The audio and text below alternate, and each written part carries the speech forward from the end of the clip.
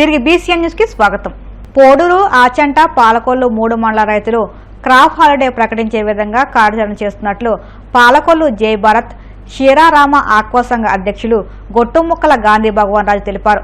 పశ్చిమ గోదావరి జిల్లా పాలకొల్లులో ఆయన మీడియాతో మాట్లాడుతూ జూన్ నెలాఖరులోపు రైతులంతా చెరువులు హార్వెస్ట్ చేసి క్రాప్ హాలిడే సిద్ధం కావాలని పిలుపునిచ్చారు. ప్రభుత్వానికి తమ సమస్యను తెలియజేసేలా చలో అమరావతికి కూడా రైతులు సిద్ధం కావాలని పిలుపునిచ్చారు. సంఘానికి కట్టుబడి ఉంటే క్వాలిటీ సీడ్, ఫీడ్ రేట్లు, ట్యాక్స్ తగ్గి రైతులకు మేలు చేకూరుతుందని తెలిపారు. అలా కాకుండా ఎవరి దారిన వారు ఉంటే భవిష్యత్తులో రైతు గిట్టుబాటు ధర లేక నష్టపోతారని తెలిపారు. జై భారత్ క్షీరారామ ఆక్వా రైతు సంఘం తరఫున ఈరోజు మా కార్యవర్గ సభ్యులందరూ సమావేశం ఏర్పాటు చేయడం జరిగింది. దాని ముఖ్య కారణం మీ అందరికీ తెలుసు. ఏదైతే మనం ఈ సంఘం తరఫున మన 3 నియోజకవర్గాలు పాలకొల్లు, నర్సాపురం, ఆచంట ఏదైతే క్రాప్ హాలిడే ప్రకటించామో జూలై, ఆగస్ట్, సెప్టెంబరు, మరి దానికి ఈరోజు రైతులందరూ కూడా సంసిద్ధమయ్యి మరి ఆ రకంగా ఒక కార్యాచరణ రూపొందించుకుంటున్నారు. కానీ ఇంతవరకు ఎవరైతే మనం ఆల్రెడీ కల్చర్ రన్నింగ్లో ఉండి మొన్న ఒక నెల 40 రోజుల క్రితం ఎవరైతే సీడ్స్ వేసారో వాళ్ళందరూ కూడా రేపు జూన్ నెలాఖరికి మరి హార్వెస్ట్ చేసుకునే విధంగా అందరూ కూడా సమాయత్తం అవ్వాలని చెప్పేసి ఈ సంఘం తరపున ఒక్కసారి అందరిని విజ్ఞప్తి చేస్తున్నాం. అలాగే ఏదైతే ఇప్పుడున్న పరిస్థితుల్లో మనం మరి ఆ రోజుని ట్యాక్స్ ఏదైతే ఉందో అది ఇంకా మనకి ఏ విధమైన మరి దాని మీద ట్యాక్స్ తగ్గించడం కానీ ట్యాక్స్ తీసేసామని కానీ ఇంతవరకు కూడా ఎక్కడ మరి మనకి అమెరికా నుంచి కానీ వేరే కానీ ఎక్కడ మనకి ఒక వివరణ లేదు. అంచేత ఇప్పుడు ఏదైతే మనకు 26% ఏదైతే ఉందో రేపు జూలై 9 తర్వాత అది అమలవుతుంది. కాబట్టి ఒకవేళ కనుక ఆ నిర్ణయాన్ని అమెరికా తీసుకోకపోతే ఇప్పుడు విధించిన ట్యాక్స్కి కానీ ఇప్పుడున్న పరిస్థితుల్లో క్వాలిటీ లేని సీడు ఎంచేత అంటే ఈరోజు మనం వనామీ వచ్చి మరి ఏదైతే మనం కల్చర్ చేస్తున్నామో ఇలా 5 సంవత్సరాల నుంచి ఉన్న బోర్డర్స్ తప్ప ఇవాళ కొత్తగా మరి క్వాలిటీ కూడా ఆ తల్లిరయ్యే మదర్ ప్రాణం ఏదైతే ఉందో అది వీక్ అయిపోయింది. ఇంకా కల్చర్ కూడా వనామీ ఫెయిల్యూర్ అవుతుందని ఎక్కడైతే కనుక మరి మనం ఈ మధ్యన ఒక 2 క్రాపుల నుంచి మనం చూస్తున్నాం. ఈహెచ్పి కానీ వైట్ గట్ట కానీ అనేక రోగాల బారిన పడి చెరువులు కోల్పోతున్నాం. మరి ఇటు క్వాలిటీ సీడ్ లేక ఇటు పొద్దున్న ఈ ట్యాక్స్ వల్ల రేటు లేకపోతే మనందరం కూడా మరి ఇప్పుడు కనుక మనం అనుకున్న ఈ క్రాప్ హాలిడేనే కనుక మనం పాటించకపోతే మనం కనుక కొక్కుర్తుపడి ఎక్కడైనా కల్చర్ చేస్తే ఈ రేపొద్దున్న మనం వేసిన సరుకు కనీసం అమ్ముకునే పరిస్థితి కూడా ఉండదు. ఆ రోజుని ఎన్ని కోట్ల సరుకైనా సరే రోడ్డు మీద పోసుకునే పరిస్థితి వస్తుంది. కాబట్టి తప్పకుండా ఏదైతే మనం ఆ ఫీడ్ రేట్లు తగ్గాలని చెప్పి ఏదైతే మనం ఈ సంఘంలో పిలుపునిచ్చామో రైతులు అడుగుతున్నారో అది.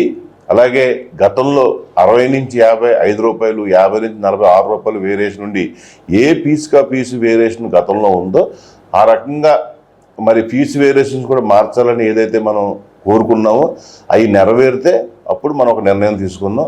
లేని ఎడల ఏదైతే మనం ఈ కార్యక్రమాన్ని నిర్వహించి అలాగే చెలో అమరావతి మరి ఏదైతే మన ప్రభుత్వానికి మన రైతుల యొక్క మరి ఈ బాధను విన్నవించుకుందామని చెప్పి ఏదైతే మనం పిలుపునిచ్చామో దానికి కూడా రైతులందరూ కూడా సమాయత్తం అవ్వాలని చెప్పి 3 నియోజకవర్గాల రైతులను కూడా మరి అందరినీ కూడా మేము వాళ్ళకి తెలియజేస్తున్నాం. తప్పకుండా రేపొద్దు మన భవిష్యత్తు నిలబడాలంటే తాత్కాలికమైన వీటికి ఎవరు లొంగకుండా ఈ సంఘం ఇచ్చిన పిలుపు మేరకు అందరూ కూడా కట్టుబడి ఎదరకు వస్తే అలాగే ఈ రాష్ట్రంలో ఉన్న మిగతా సంఘ నాయకులు కానీ మిగతా రైతులు కానీ కూడా అందరూ కూడా మరి ఈ ప్రయత్నం కనుక మాకు తోడుగా వెన్నంటూ ఉంటే మరి ఇది రైతుకు మేలు జరుగుతుంది. కాబట్టి ఆ రైతు మనందరం కూడా దీని మీద ఆధారపడి బతున్నాం. కాబట్టి ఆ రకంగా మీరందరూ కూడా ఎదరు రావాలని చెప్పి మరొకసారి విజ్ఞప్తి చేసుకుంటూ మరి ఏదైతే మనం ఈ 3 నెలల క్రాప్ హాలిడేకి మరి గ్రామానికి 2 చొప్పున కార్యవర్గ సభ్యులను ఏర్పాటు చేసాం.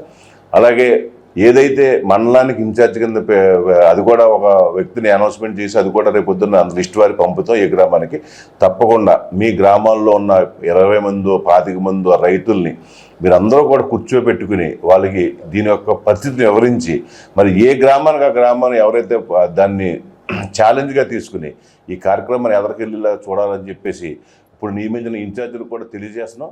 రజకులు సామాజికంగా రాజకీయంగా ముందుకు వచ్చినప్పుడే రజక సామాజిక సమస్యలను ఐక్యతతో పరిష్కరించుకోగలమని రజక జనసంఘ జిల్లా అధ్యక్షుడు చిలకలపల్లి కట్లయ్య పేర్కొన్నారు. ఏలూరులోని రజక జనసంఘం కార్యాలయంలో ముఖ్య నాయకుల సమావేశం జరిగింది. ఈ మేరకు 26వ తేదీన జరగబోయే రజక మహాసభ ఏర్పాట్లపై నాయకులు సమాలోచన చేశారు. ఈ సందర్భంగా కట్లయ్య మాట్లాడుతూ ఉమ్మడి జిల్లాలతో పాటు రాష్ట్రంలో రజక వృత్తిదారులు తీవ్రమైన సమస్యలు ఎదుర్కొంటున్నారన్నారు. అనంతరం ఏలూరు డివిజనల్ పంచాయతీ అధికారి చంద్రశేఖర్ని జిల్లా నేతలు కలిసి రజకుల చెరువులపై ఇటీవల వచ్చిన ఆదేశాలపై ధన్యవాదాలు తెలియజేశారు. డివిజన్ పరిధిలోని అన్ని గ్రామాలకు ప్రభుత్వ నియమనిబంధనల ప్రకారం వృత్తి చెరువులను కేటాయిస్తామని చెప్పడంపై హర్షం వ్యక్తం చేశారు. సోమవారం జరిగే రజక మహాసభకు ఉమ్మడి పశ్చిమ గోదావరి జిల్లాలోని గ్రామ రజక సంఘాలు హాజరై సమస్యలను ప్రభుత్వం దృష్టికి తీసుకువెళ్లడానికి సహకరించాలని కోరారు. సూచనలు చేస్తాము. గౌరవ ప్రెసిడెంట్ కట్లయ్య గారు ఏలూరు డివిజన్లో ఉన్నటువంటి అన్ని చెరువులు వారు ఇచ్చిన సూచనల ప్రకారం తప్పకుండా చర్య తీసుకుంటాం. ఈరోజు డివిజన్ పంచాయతీ అధికారి ఏలూరు వారు గౌరవనీయులు శ్రీ చంద్రశేఖర్ గారిని మేము కలవడం జరిగింది. గతంలో కూడా 1-2 సార్లు వారిని కలవడం జరిగింది. అయితే రజకుల చెరువుల విషయంలో కూడా వారి మూడులో ఉంటుంది కూడా చాలా బాగా చేసి పెట్టారు. ఇక్కడికి వచ్చిన తర్వాత కూడా నేను 2-3 ఇష్యూస్ చెప్పాను. ఆ ఇష్యూస్ మీద కూడా వారు వెంటనే స్పందించి సూచనలు ఇవ్వడం జరిగింది.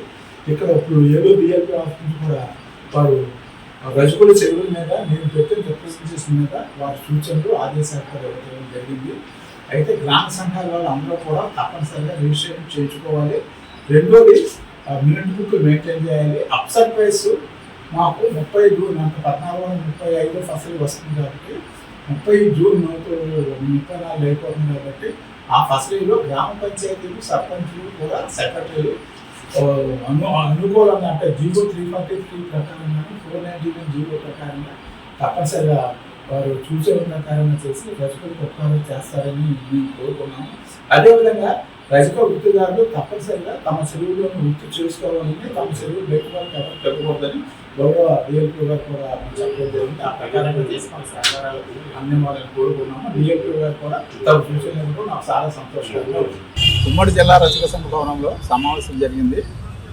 ఈ నెల 26న ఉమ్మడి జిల్లా రజక మహాసభ ఏలూరు జిల్లా రజక సంఘ భవనంలో జరుగుతుంది. ఈ మహాసభకు అప్ టు కొవ్వూరు నుంచి ఏలూరు పశ్చిమ గోదావరి జిల్లాలో రజక సంఘాలు తప్పనిసరిగా హాజరవ్వాలని ఈ నెల 26వ తారీఖు సోమవారం హాజరైంది. జిల్లా వ్యాప్తంగా రజకులు ఎదుర్కొంటున్న సమస్యలు వారి దృష్టికి ప్రభుత్వం దృష్టికి తీసుకెళ్తారు. రజకుల చెరువుల మీద ఏ రకమైనటువంటి ఇబ్బందులు పడుతున్నారు అనే విషయాన్ని కూడా ప్రభుత్వం దృష్టికి తీసుకెళ్ళడానికి సిద్ధంగా ఉన్నాం. అదేవిధంగా గ్రామ సంఘాలు అభ్యర్థనలు కూడా కొన్ని చోట్ల ఆక్రమణలో, కొన్ని చోట్లేమో ట్యాంక్స్ ఇవ్వకపోవడం, కొన్ని చోట్ల ఎక్కువ లీజులు వేసుకోవడం, కొన్ని చోట్ల రజకులని అన్యాక్రాంతంగా పొలం పేరు పెట్టడం, ఇటువంటి విషయాలన్నీ కూడా మేము కూలంకషంగా చర్చించి తీర్మానాలు చేసి ప్రభుత్వం దృష్టికి తీసుకెళ్తాం కాబట్టి తప్పనిసరిగా హాజరవుతారని నేను కోరుతాను. తెలంగాణ సంపదను ముఖ్యమంత్రి రేవంత్ రెడ్డి ఢిల్లీకి దోచిపెడుతున్నారని మాజీ మంత్రి బీఆర్ఎస్ అగ్రనేత కేటీఆర్ సంచలన ఆరోపణలు చేశారు. కాంగ్రెస్ పార్టీకి తెలంగాణ రాష్ట్రం ఏటీఎంగా మారిందన్నారు.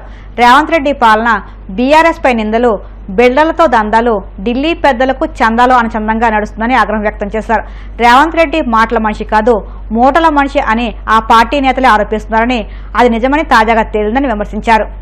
యంగ్ ఇండియా నేషనల్ హెరాల్డ్ కేసులో తెలంగాణ ముఖ్యమంత్రి రేవంత్ రెడ్డి గారి పేరు కూడా ఛార్జ్ షీట్లో చేర్చడం ఏదైతే ఉందో ఇది నిజంగా కూడా ఒక రకంగా చెప్పాలి అంటే తెలంగాణ రాష్ట్రానికే అవమానకరం. ఒక ముఖ్యమంత్రి స్థాయిలో ఉన్న వ్యక్తి ఈరోజు గతంలో ఎన్నో తప్పులు చేసి ప్రజాక్షేత్రంలో ఆనాడు భంగపడి తదనంతరం తిరిగి ఈయనకేమైనా బుద్ధి వచ్చిందేమో అని ప్రజలు అనుకున్నారు. కానీ చూస్తూ ఉంటే ఇప్పటికి కూడా ఆయన బుద్ధి కానీ ఆయన వైఖరి కానీ మారలేదు అని స్పష్టంగా అర్థమవుతూ ఉంది. ఇక్కడ తెలంగాణలో రేవంత్ రెడ్డి గారు గద్దెనెక్కినప్పటి నుంచి యంగ్ ఇండియా అని చెప్పి కలవరిస్తూ ఉన్నారు. అసలు ఈ యంగ్ ఇండియా వెనకాల ఉన్న కథ ఏందో నిన్న ED case, ED charge sheet చాలా వివరంగా చెప్పింది. మనం గతంలో ఇక్కడ తెలంగాణలో 2015వ సంవత్సరంలో చూసినాం. ఓటుకు నోటు కుంభకోణం ఇంకెవరు కూడా మర్చిపోలేదు.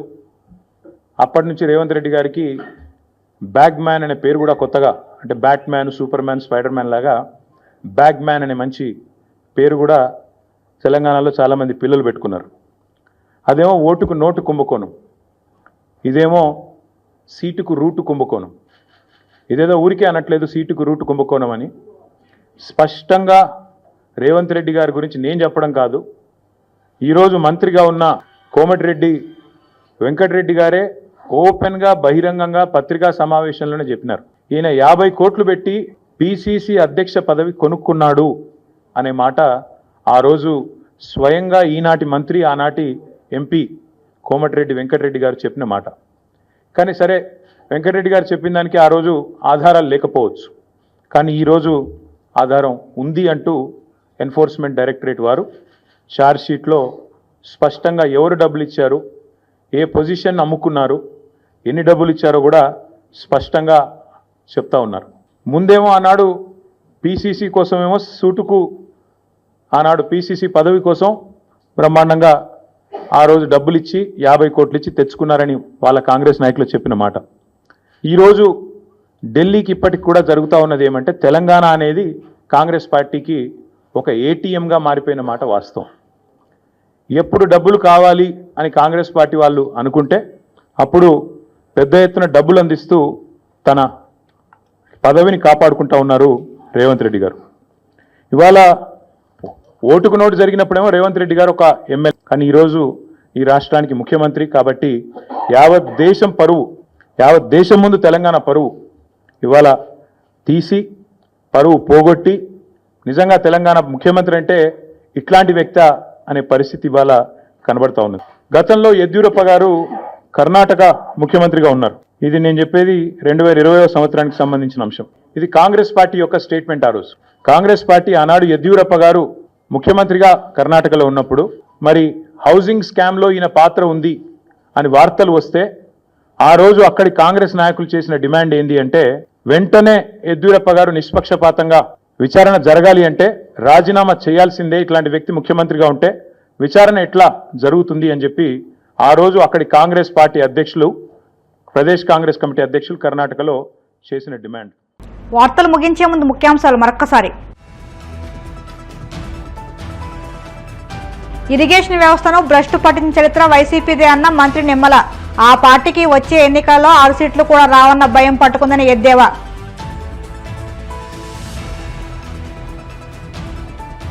తిరుమల శ్రీవారిని దర్శించుకున్న మంత్రి మండేపల్లి రాంప్రసాద్ రెడ్డి. ఆలయ మర్యాదలతో స్వాగతం పలికిన అధికారులు.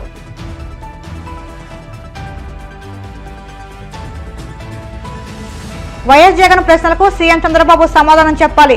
మాజీ మంత్రి వైసీపీ నేత సాకే శైలజనాథ్ డిమాండ్. ఓటుకు నోటు కుంభకోణం ఎవరూ మర్చిపోలేదన్న తెలంగాణ మాజీ మంత్రి కేటీఆర్. కాంగ్రెస్ డిఎన్ఏలోనే కరప్షన్ ఉందని తీవ్ర ఆరోపణ. ఈ వార్తలు ఎంతటితో సమాప్తం. మరిన్ని వార్తల కోసం BCN digital YouTube channel, Facebook పేజీని ఫాలో అవ్వండి. అప్డేట్ వార్తల కోసం ప్లీజ్ సబ్స్క్రైబ్.